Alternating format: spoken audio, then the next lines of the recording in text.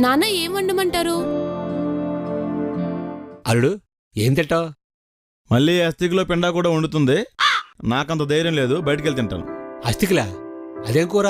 మొన్న బెండకాయ ఫ్రై మాడిపోయింది నాన్న, దాన్నే కామెంట్ చేస్తున్నాడు. తప్పులా నాకు జరగబెట్టి ప్రసాద్, ఒక్కోసారి కూర మాడిపోతుంది, దానికేంటి?